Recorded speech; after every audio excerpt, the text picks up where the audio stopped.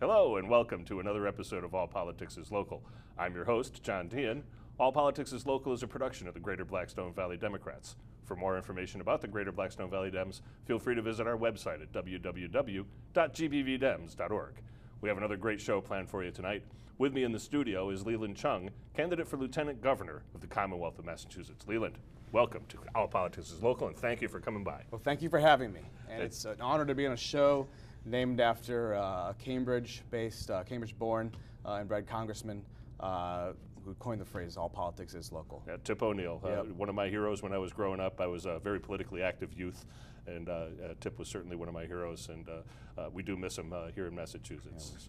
Yeah, he was a great congressman, and that quote of his will live on for a long, long time. I hope so.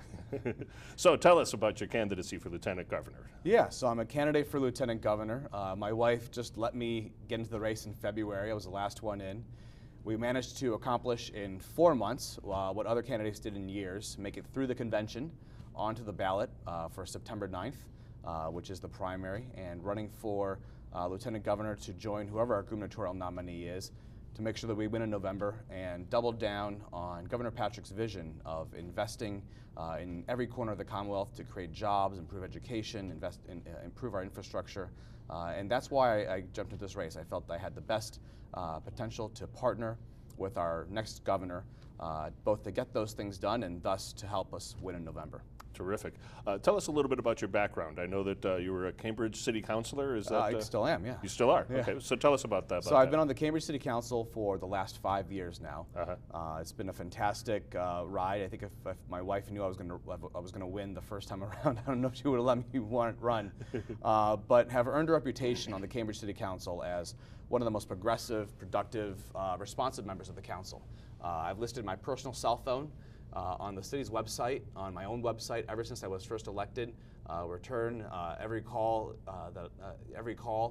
If I can't pick up due to being in a meeting, I continue to list it on my website right now for Lieutenant Governor. It's on all my flyers and brochures, and it will never change. And if I'm elected, you'll always have somebody you can call directly in the corner office. So probably the only way that I wouldn't reach you is if some other constituent was on the phone with you. But I would call you back. Terrific. And terrific.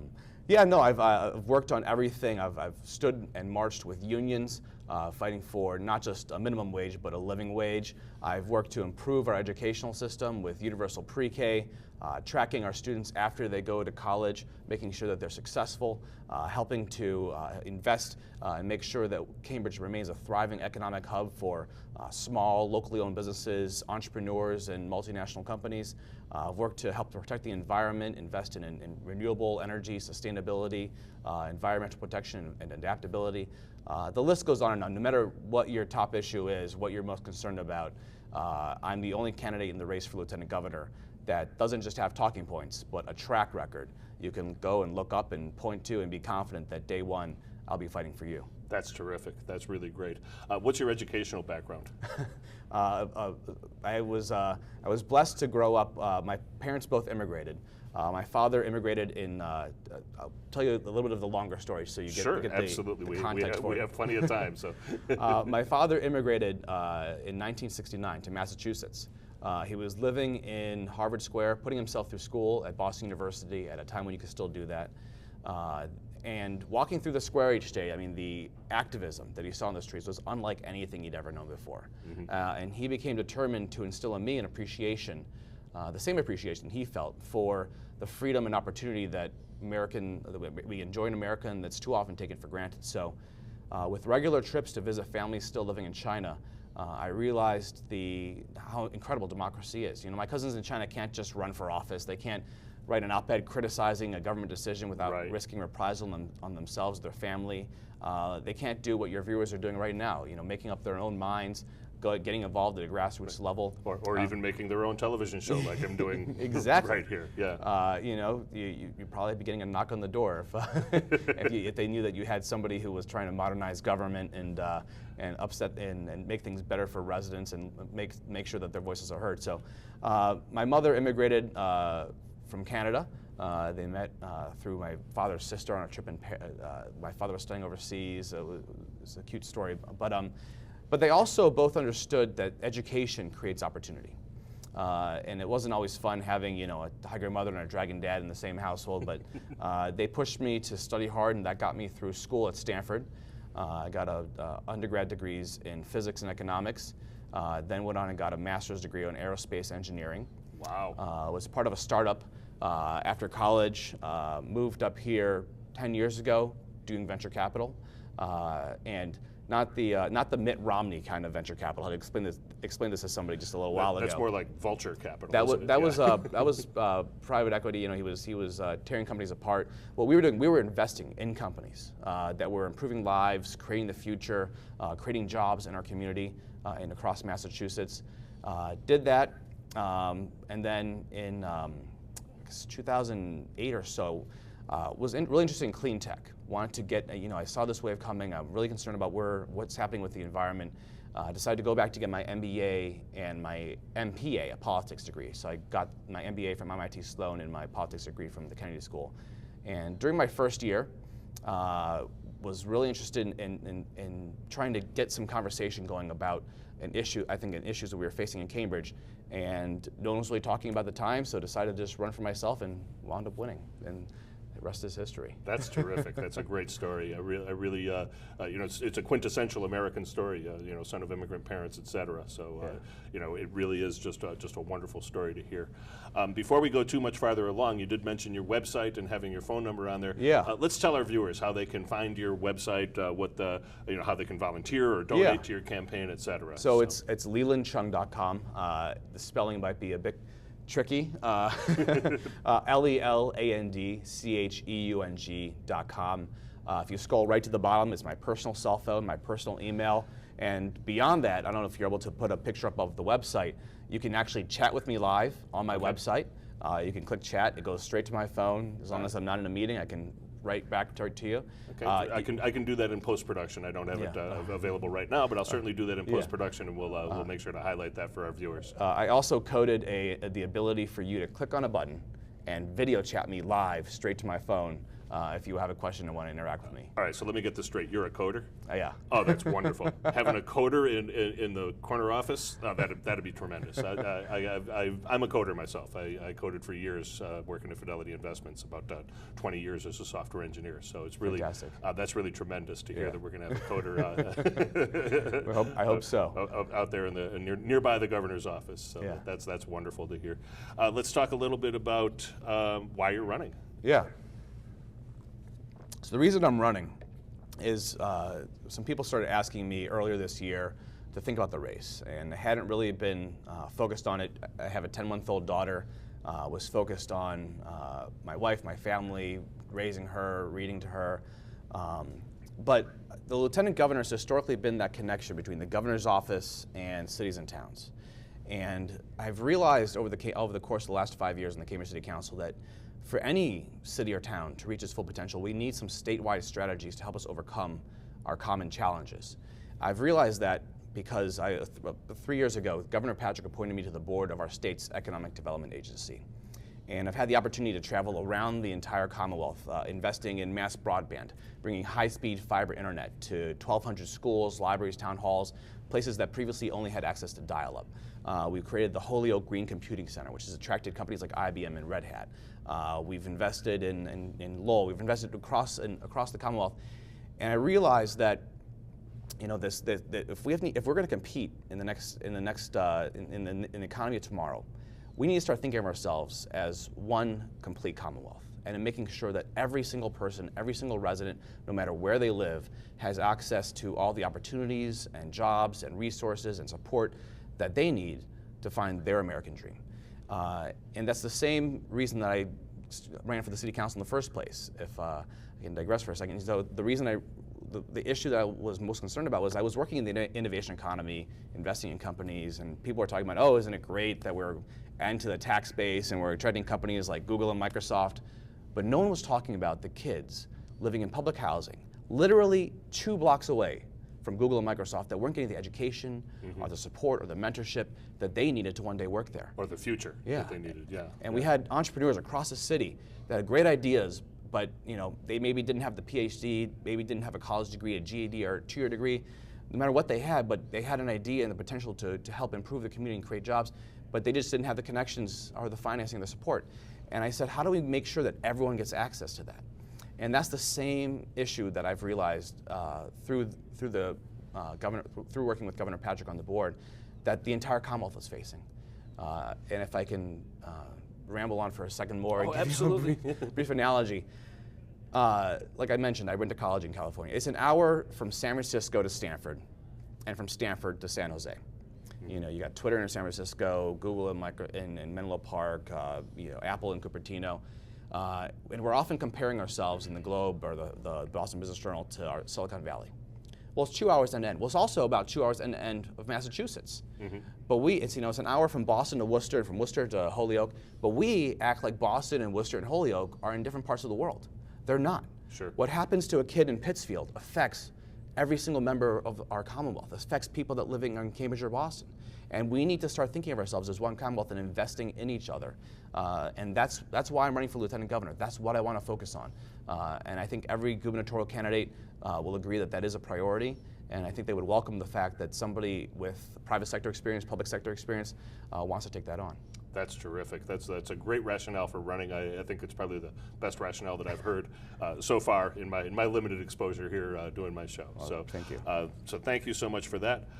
You recently made kind of a splash over at bluemassgroup.com, where you posted on there about your idea to eliminate the Governor's Council. Yeah. What do you have against colonial era government?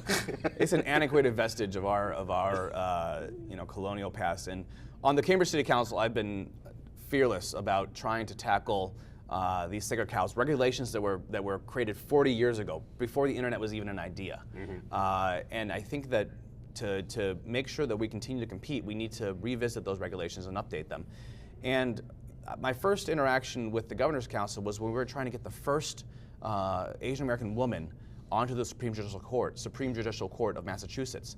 And they were holding up for no reason. I worked with Terrence Kennedy, who's a Governor's Council who's endorsed me and is still supporting me to try and get that through. And since then, we've seen with like Lenk and Berman that they're questioning and grilling and rejecting judges not based on qualifications or lack thereof, but based on just personal vendettas or personal issues that they might have that I don't think are really substantive to the job. Yeah, not germane to the position. And the Governor's Council's districts are basically drawn around Senate districts. They're drawn along Senate boundaries. So my proposal was, let's have senators have a judiciary committee.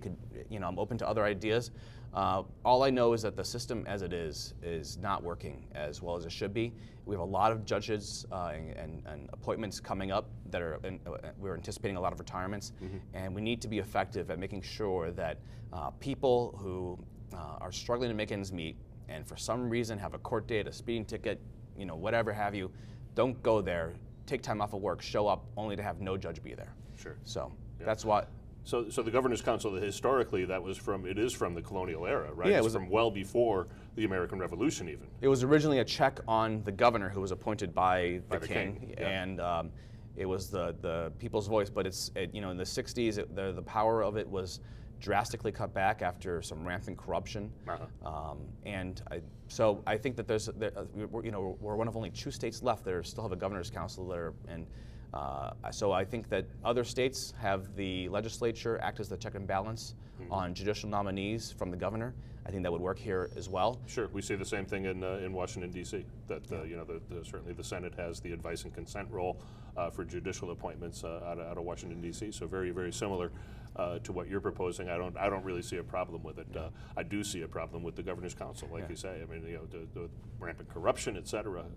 Why should we still continue to have this vestige of colonial times? And I've never been afraid to take on tough fights for things for issues which I think will make people's lives better and make them more connected to their government, and that's why I posted that. Yeah, Governor's Council was, it's kind of a thing. I wonder how many people really even know that it's out there. I know. And how many people vote all the way down the ballot until they find that Governor's Council person running for Governor's Council, actually, and do they even fill that bubble in on the ballot? The reason I decided to write this now was because so often I go to debates or forums, like, what does the lieutenant governor do? Like, what's their constitutional role?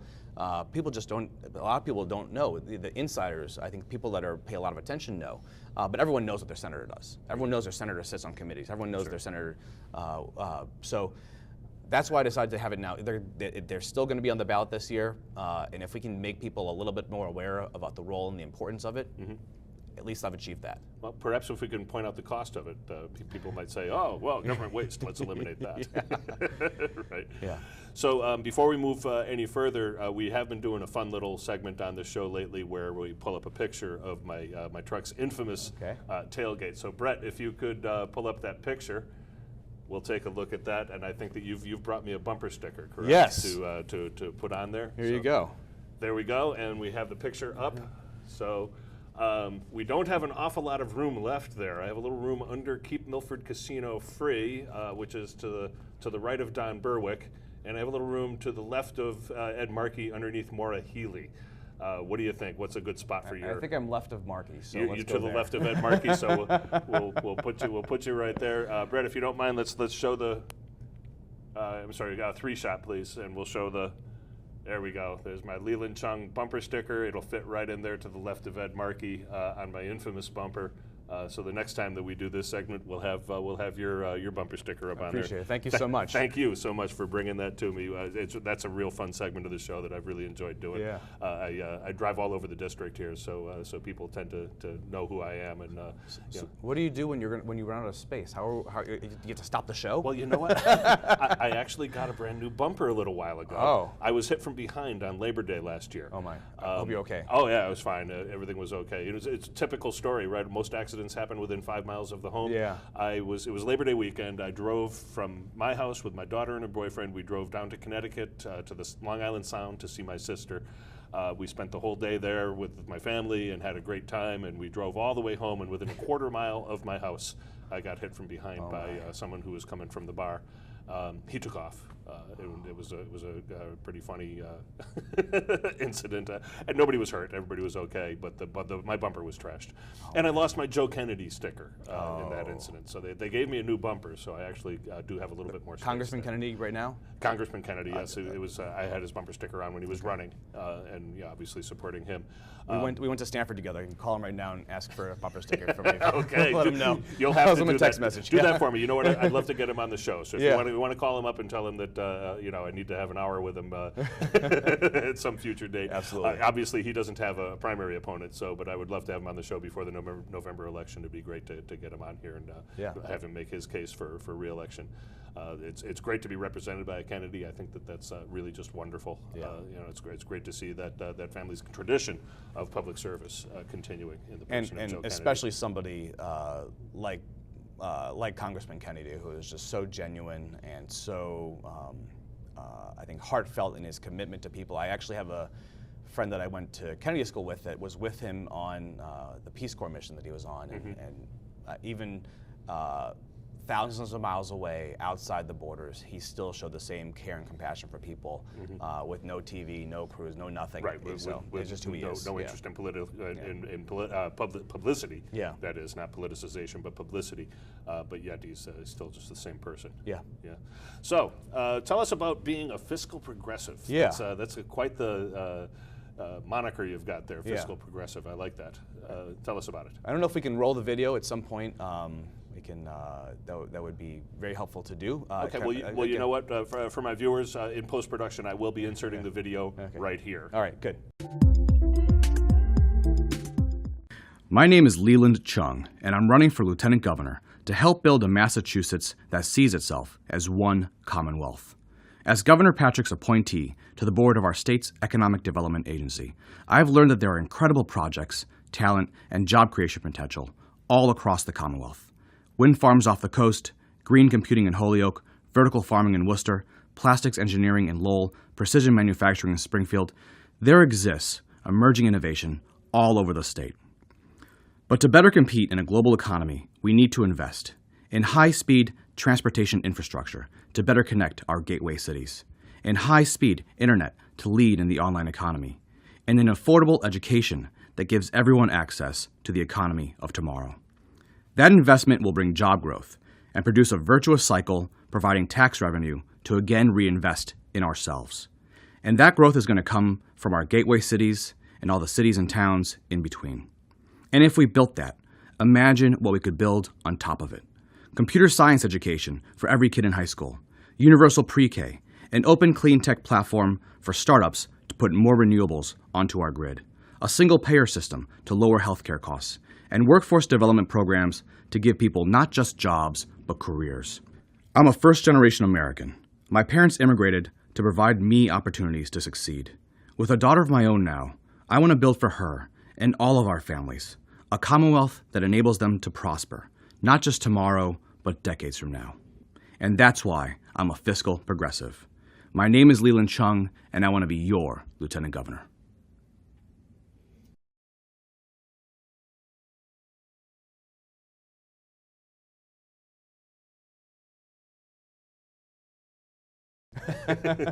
So now that you've watched the video, it all came about. I was at a forum, candidate forum, and I heard one of my opponents say that he was socially liberal but fiscally conservative, and I was like, that doesn't make any. That's something stuck in my head, and I looked it up. I went on Google and found that Karen Polito and Charlie Baker are using the exact same words to describe their candidacy to Massachusetts voters. And I think it's time to stop talking about I think we need to put our money where our values are and invest intelligently in our values. And I think we can do that. And the idea behind fiscal progressivism is that companies invest for a return.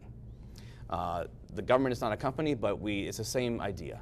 We invest in people and in infrastructure. That investment, when we invest in our workforce through anything from pre-K to workforce development training programs to getting people retooled for a new job, to investing in infrastructure that attracts companies, that improves the tax base. That brings people here that are paying taxes back to Massachusetts, that brings companies here that are paying taxes back, that we can then reinvest in the next generation. And I think we need to start thinking about how we're investing in the infrastructure, our education, in each other. And that will help bring that virtuous cycle of tax revenue to bring more money into the state and help us become an even more prosperous Commonwealth. One analogy I like to give as to why do this. If your neighbor paints and improves their house, your home value goes up, right? Right. It is the exact same thing with the Commonwealth. If we're willing to invest in each other, we all benefit. I think that's the idea I'm trying to convey. I'm trying to convey that, you don't have to pick one side or the other. You know what, we can, and Cambridge is often known for being, putting a lot of money into social services, for being very socially liberal. But what people don't know is that we have one of the lowest tax rates of any city in the Commonwealth. We have not just a balanced budget, but a budget surplus of $120 million. Wow. And 40 years ago, we were a failing, there weren't gateway cities back then, but we were a failing, what would have been a gateway city. We were losing employers. People were unemployed. We were losing jobs. We had places that you wouldn't want to venture at night. What we started doing over the last 40 years is investing intelligently in the education of the people, our residents, investing intelligently in infrastructure, and using that as a vehicle to attract businesses. And that's, over the course of those years, has led to the prosperity that our residents are now enjoying. And we've learned those lessons. We've been through the ups and downs. I think we can do it a lot faster across the Commonwealth. That's the core of the idea, is thinking about how are we making investments intelligently that are going to pay dividends and help improve the lives of every single resident, every single child. That's terrific. To hear that Karen Polito is selling herself as a socially liberal is kind of surprising. Rebranding. It's like the team rebranding. Yeah. I guess, yeah. I mean, didn't she sponsor a bill to roll back marriage equality? Yeah. Didn't she? Was she also a sponsor on the so-called bathroom bill? Yeah. People when they talk about transgenders on the other side of the aisle, they treat it like it's some horrible aberration, and that people are doing this on a lark. I have a transgendered relative, and people don't do that on a lark. Nobody does that on a lark. And to when people insinuate that, it really bothers me. It really does. And it's just wrong. People are people. We're all people. Yeah. And we it's part of the human condition, and we really need to. It's almost like we should revisit the all men are created equal statement, right? Is all men or all people are created equal? All men, women, etc. Are created equal. People are people. Yeah, exactly, and that's we need to treat people with dignity. Yeah. And we're not giving anyone special rights. That's another insinuation on the other side, that we're giving people special rights. No, we're just giving them human rights. That's all. It's fundamentally, I think, an issue of equality. And yes. I've been a lead ally on the council for anyone who's ever been prejudiced against or seen as different. I helped fight to get our LGBT Commission funding. I've helped, been a vocal advocate and marched in rallies. I've worked with the LGBTQIAA alliances at the local universities to help them organize and push for better policies at the schools. And I was a lead ally. One of my colleagues introduced a bill in session in the council, and this was pre-demise of DOMA. When she realized that she was taking home less than I was, or that people in the city were taking home less money because they were in a same-sex marriage as opposed to an opposite-sex marriage. Okay. Not right. Not right. And she proposed a bill saying, why is this? Can we fix this? And the manager came back and said, you know what? Oh, it's difficult. PeopleSoft. We can't do it. I said, I've been part of startups. I've worked with companies. I've used PeopleSoft before. That's BS. I know we can do this. I know it's an easy thing to do, and you can protect privacy at the same time. So I sent it back to him. 2 weeks later, he came back and said, oh, we figured it out. There you go. Of course. Yep. And so that we equalized the pay, the take-home pay of somebody regardless of their marital status and who they were married to or who they loved. Because fundamentally, at the end of the day, it's like you said, it's not about special privileges, it's about equality. It's human rights, exactly. So, you say that you're surprised to be the only minority running for a constitutional office. So tell us about how that came about and how you feel about that. I don't really talk about it that much, but I think people have been asking me about it. And I got to tell you, I think we elected the second African American governor in the United States, and we thought that was going to open the doors for minorities to come in and claim power or claim a voice within government. And it's not about diversity for diversity's sake. It's about the fact that democracy works the best when your elected officials and your administration and the people who are governing reflect the people that are being governed. Because democracy, at the end of the day, is all of us. We are all we are the democracy. Right. I think it was Aristotle who said, if equality and liberty are to be found in democracy, as is proposed by some, it will really only be achieved when all people participate in democracy to the fullest. And I think it's shameful that in this day and age that I think there should be. We have plenty of qualified candidates. There should be more running for office, and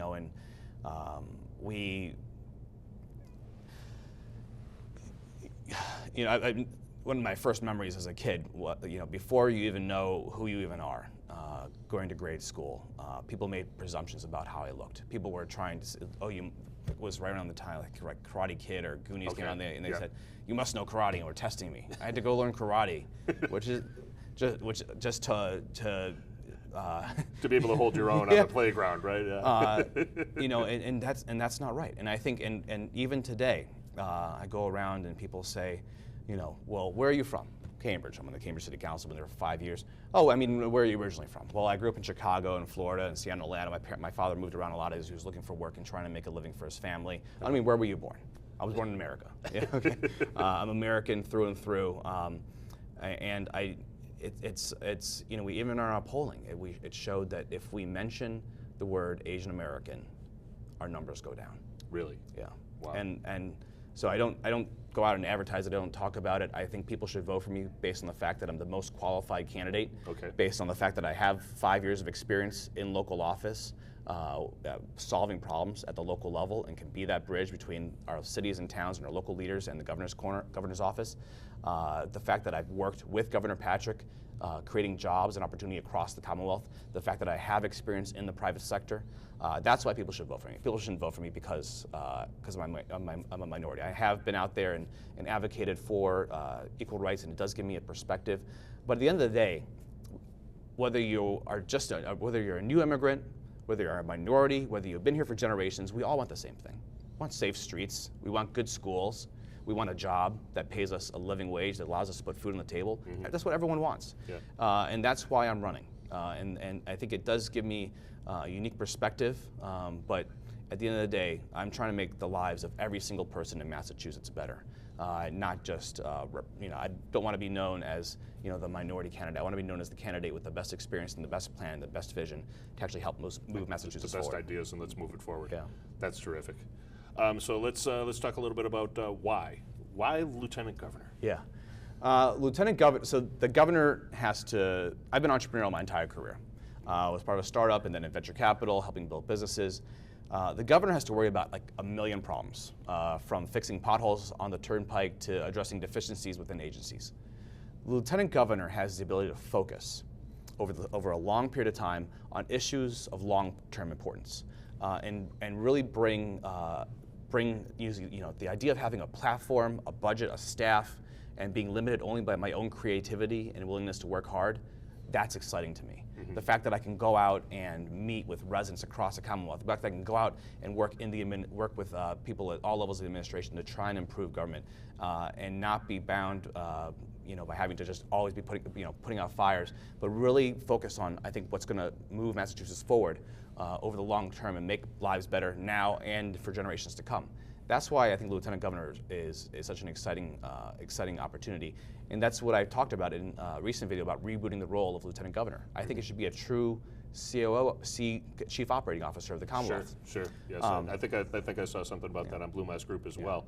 One of my favorite websites, BlueMassGroup.com. I really love that spot, and I'm glad that you're out there. That speaks well of you too, at least in my estimation. And I'll tell you, one of my favorite shows is Undercover Boss. I don't know if you've watched that show. I really haven't. No. Well, Undercover Boss is about these companies which are having problems, and the CEO, like, you know, he or she will put on like they'll dress differently, they'll cut their hair, they'll go undercover, to go into the very bottom of their organization to figure out what's going on, and inevitably, they learn that the problems that they don't know where are coming from and blaming employees for are due to their own policies. Mm-hmm. The lieutenant governor as COO can do that grassroots work across the communities, in communities with local leaders, and across the grassroots of our administration to help solve problems before they become big issues.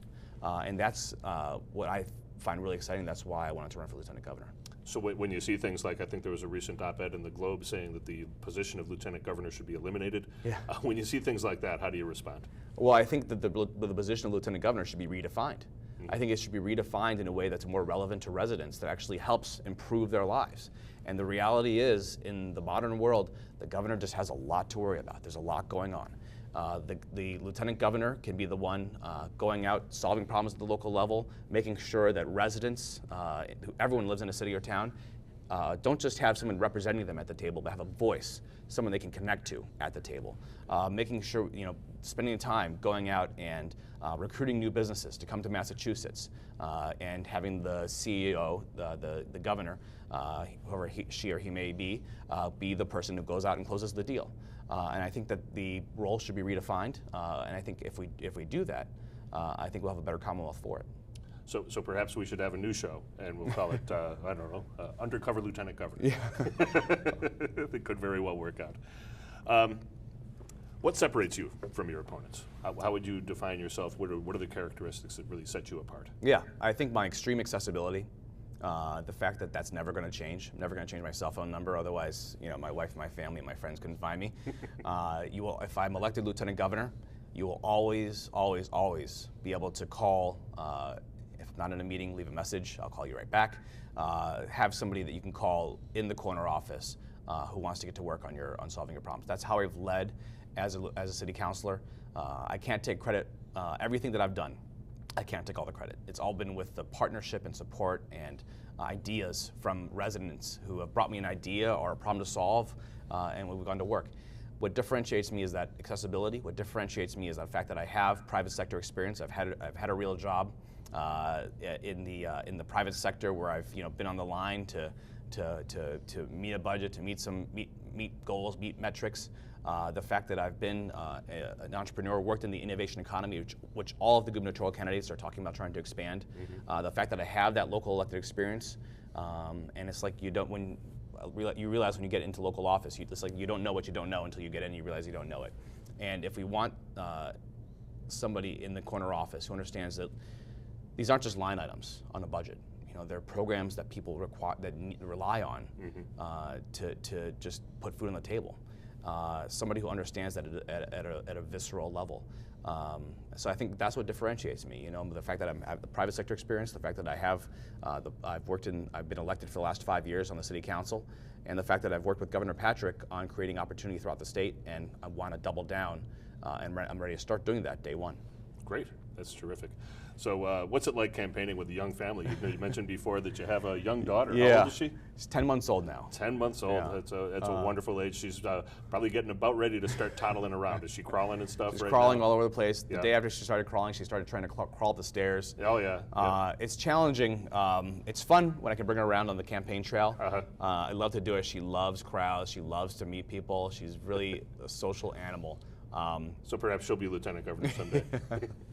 But it's tough. Having a young family, and I think having a family just completely changes your perspective on it things. does, yes. All of a sudden you're thinking, she's 10 months old and we're thinking about college tuition 20 years down the line. Yeah. And it changes your perspective on the schools and the importance of neighborhoods, and the fact that I have a daughter and we still have an income inequality gap between men and women. Yeah. And how are we going to address that? And, right. And it's not just income inequality. It's so many. The Republican war on women. What's going on in the country with the Hobby Lobby decision? Yeah. That was just egregious. I mean, how can you?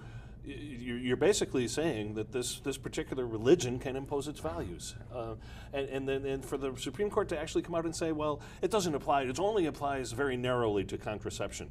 Well, how is that justified? Where is that?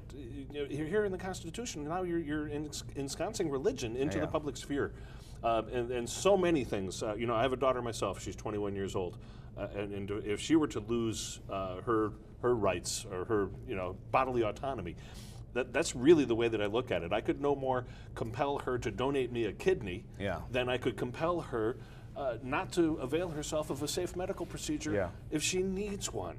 And it's just, these people on the other side of the aisle, they say things like, oh, I'm a small government conservative. Well, you're not a small government conservative if you're against abortion. You're now in favor of a government that's so large and so intrusive that it's going to poke its nose into every uterus in the country. And that's not a small government. I don't get it. I don't get the dissonance, the cognitive dissonance on the other side on issues like that. It's time to stop treating women like they can't make decisions for themselves. Exactly. They're human beings. And again, human rights, it comes down to a simple issue of human rights. Like I said, all people are created equal, and we really should try to get that ensconced into law somehow. Well, I introduced the resolution in favor of the buffer zone, and introduced resolutions in favor of women's rights on the Cambridge City Council. So, like I said, what differentiates me from all my competitors for lieutenant governor, I have a track record. You can look at, point to, and be confident day one that I'll be fighting for you. I don't just have talking points, and so I'm willing to continue going to bat for that and backing that up. That's tremendous. Let's talk a little bit about one of my favorite bumper stickers on my truck is my Keep Milford Casino Free sticker. That was probably the absolute best campaign that I've ever worked on. I've been really tremendously politically active since about 2006 or so. During the Bush administration, I got really sick of what I saw happening to the country and decided, well, I have to step up and try to do something about this. And I've been out knocking doors and organizing ever since. That's why I have this show. Because we formed a political action committee called the Greater Blackstone Valley Dems. A bunch of us, after we helped Richie Neal get reelected in 2010, we decided that we wanted to stay together. We wanted to continue that mission, not so much Richie Neal, because redistricting happened and he's not our rep anymore. He is in another part of the district, but he's not here on this end of the district anymore. But because we stayed together and because we became a pack, we were able to do these things and we're able to try and make a difference. And it's really been gratifying for me to do so. At the same time, being as partisan a Democrat as I am, with all my bumper stickers on the back of my truck, during Casino Free Milford, I had one of our big billboards mounted on the back of the truck, and I was driving that around town saying, "Keep Milford Casino Free," a big 6x8 billboard on the back of my truck. There's a good friend of mine who had the exact opposite bumper stickers from me. He had Romney and Brown and Gomez and Bielat and all the exact opposite bumper stickers, all except one where it said "Keep Milford Casino Free," and he also had one of those big billboards on his truck. And it was tremendous to be working with him. We're good friends to this day. We've stayed together as well. We've formed another PAC called Citizens for Milford, and we're doing things Milford-wise. We had a candidates forum at the recent springtime election. We're planning a candidates forum for this fall for the state rep and the state senate race. And we were sitting last night talking about it, and I said, it's important that we remain nonpartisan. He says, "John, look, it's you and me. We're about as nonpartisan as we can get, because for he and I to be ideological opposites but be so in agreement." The effort to keep the casino out of Milford was tremendous, and we did a good job with Congratulations. that. Thank you. Yeah, I'm gratified to know that you're the only lieutenant governor candidate who's come out against casinos. Strongly, yes. And we have a video coming out. Again, people should go to lelandcheung.com. Absolutely. Sign up for updates. The video will be released shortly. I think political strategists will tell you, don't bet against the House. Right. And the other, the last poll tied for first place. It's a very close race, but my opponent is pro-casino, and I think the donations have shown that.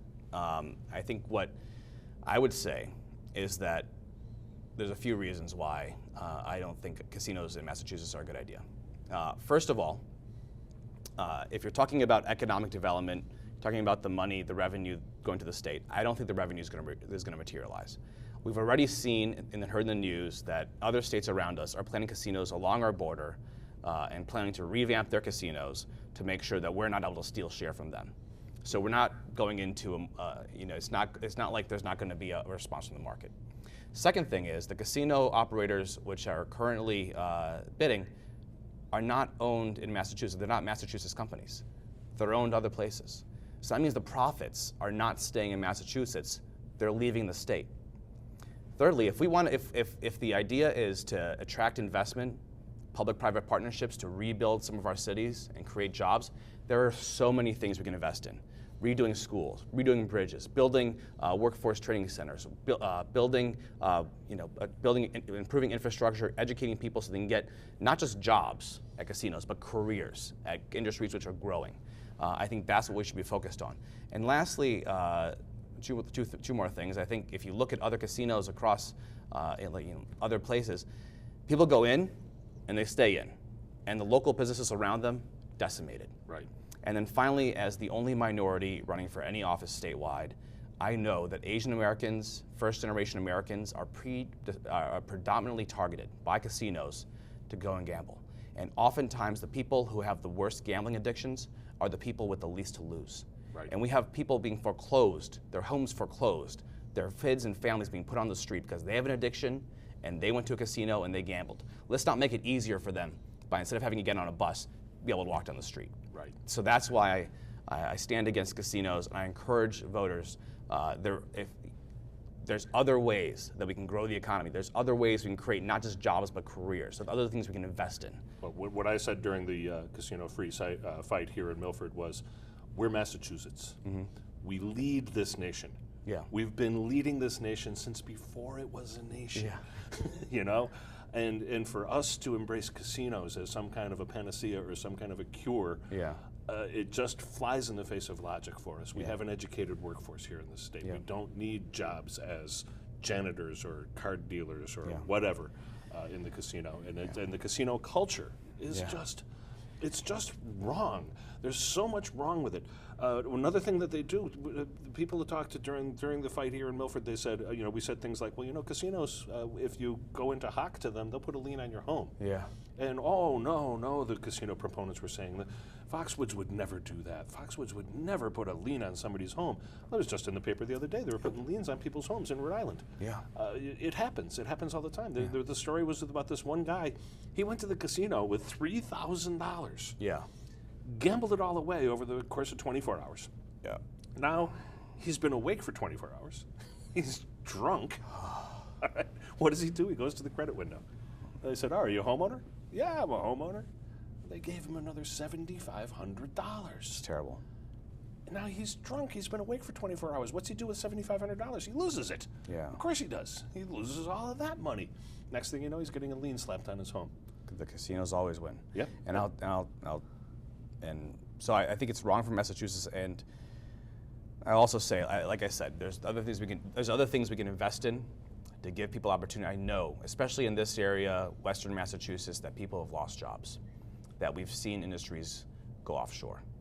But the skill gap between the people that have recently lost their jobs and the top of the industry is still small. And if we invest in that, if we invest in narrowing that gap, that's what's going to attract employers that are going to give not just jobs, but careers. Careers, living wage jobs. Yeah, and if we don't do that, the gap is only going to get larger, and it's going to get harder to fix. And under my watch, if I'm Lieutenant Governor, I will fight tooth and nail to make sure we never become a state that attracts employers based on having low-skilled workers that they can just come in and pay low dollar and exploit. We're never going to be a state that competes based on having low-skilled jobs. We're going to be a state that competes.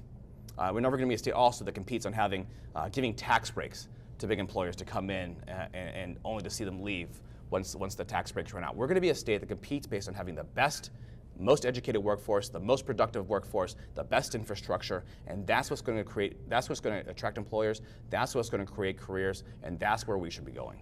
That's tremendous. It's great to hear, because that whole thing with tax breaks going to large employers in order to lure them into the state, that's just a zero-sum game. It's going to reach a point where, a point of diminishing returns where it's just hurting everybody. Yeah. And that's just absolutely there's the lots wrong of way to look at there's things. lots of other things we could do. We can deal with non-competes to try to compete on the same playing field with California. We could create. We have some of the best clean energy technology coming out of Massachusetts. We could create a platform for any clean tech company to plug into the grid, get a set rate without having to go through years of negotiations through lawyers with NSTAR, another electricity provider, add renewables to our grid, and by the way, keep those jobs here, keep that brain power here, and keep the manufacturing here. And I think every corner of the Commonwealth that I've visited has its own unique expertise and skill set and history and legacy of manufacturing or production that we can build on. And I think that's where we should be going. So let's talk a little bit more about jobs. That was my last bullet that I really wanted to discuss with you. I went to your website and saw some fantastic bullets there. Boston to Berkshires. Yeah. Tell me about Boston to Berkshires. Well, Boston to Berkshires, again, like I said, so Massachusetts is about the same population as Singapore.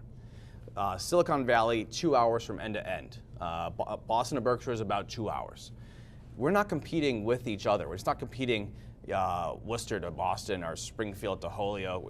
We're competing with other hubs of innovation, with other countries. We need to start seeing ourselves as one Commonwealth, investing in each other.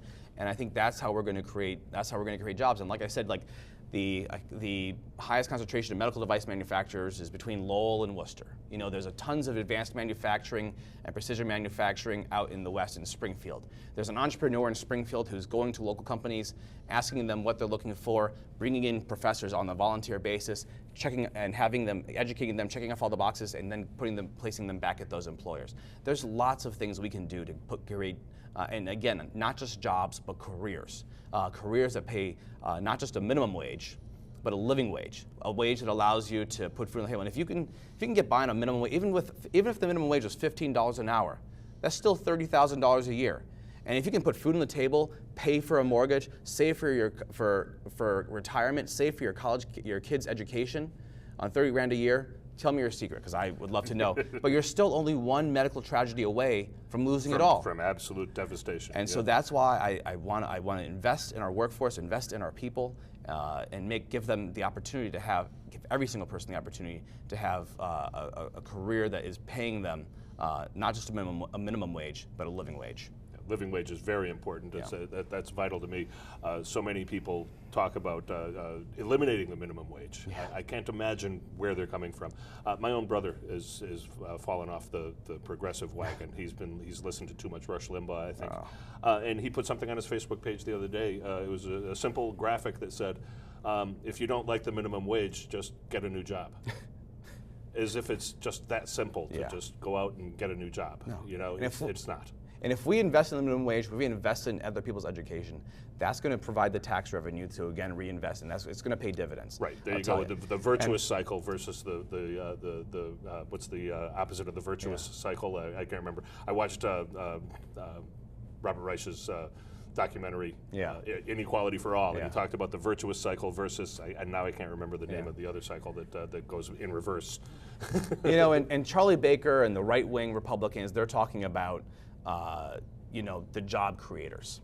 And Charlie Baker spent the last few years as a venture capitalist. I worked in venture capital before, and I will tell you, it's not the job creators. You know, true, you need entrepreneurs with an idea and the ability to sell it, but the only reason an entrepreneur can start a business and sell something is because we have a large middle class with disposable income that can go and buy like your Candy Crush power-ups. Right. And if you don't have that, you don't have job creators. Right. And investing in expanding the middle class by giving them the tools, the education, the resources, the support, like I said again and again, the that living they need. wage. Yeah. That's what enables entrepreneurs to be successful. That's what creates the markets in the first place, and that's what we need to be focused on in Massachusetts.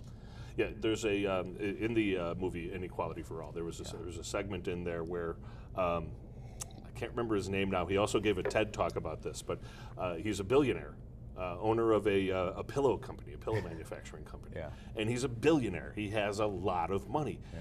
And he says, "Who are the real job creators?" He says, "I'm one person. Yeah. How many pairs of jeans do I need? Yeah. I don't need 700 pairs of jeans. Yeah. You know, I need a couple of pairs like everybody else. Yeah. How many cars do I need? Yeah. I need, you know, being as rich as I am, I have a couple of cars. Yeah. But I don't need 400 cars. You know, he says, who are the real job creators? The real job creators are the middle class. Yeah. It's middle class demand for products that creates jobs. No business is going to say, oh, I got a tax cut, I'll go hire somebody. Yeah.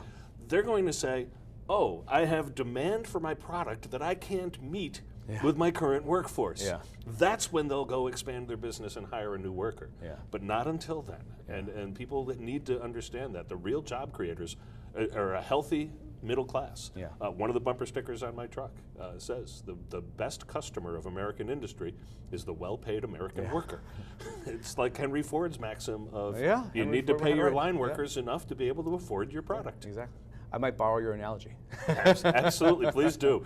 If you use it on the campaign trail, I'll be honored. Yeah. So absolutely, please do. Yeah. So we're approaching the end with the video that we have to intersperse in the middle, and I guess we have another couple of videos. So you have a video of your daughter you want me to share with? Or just a couple pictures. Yeah. A couple of pictures. Okay. You asked her about her before. You asked me to send pictures. I sent some pictures over. She's, okay. She's the life of my life and the reason I want to go home at night and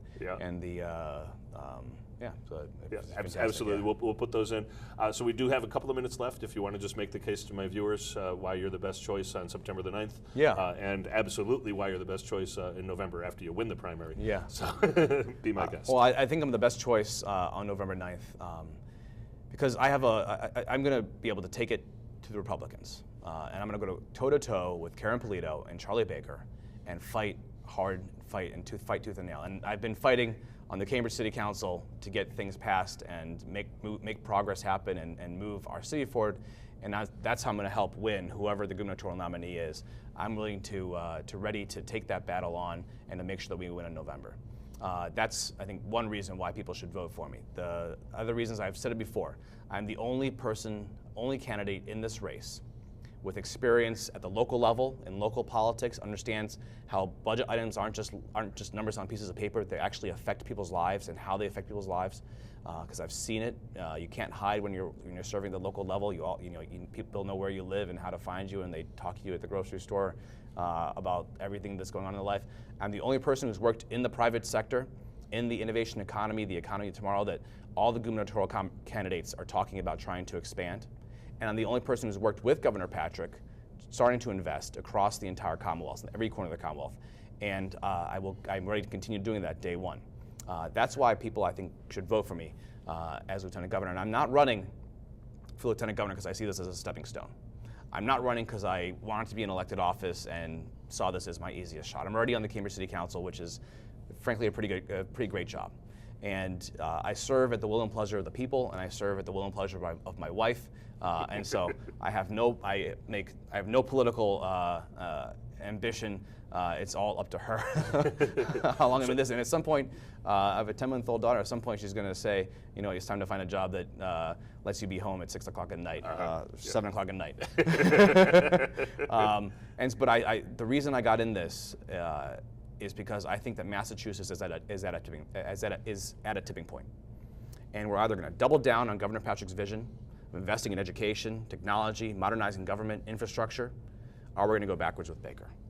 And I want my daughter, and I want every child in Massachusetts and every resident to have all the opportunities that they need, all the education that they need, every resource that they need to make their lives better and achieve whatever they want to achieve. And I think that Massachusetts has to prove to the rest of the country how it's done.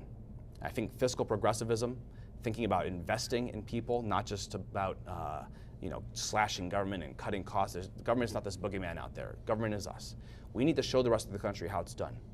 And I think if we don't do that, as one of the richest states in one of the richest countries in the world, I don't know who will. And that's what I'm going to fight for, and that's what I want to do. And I want to make sure that every single person who's dreaming of a better life is able to find it right here in Massachusetts.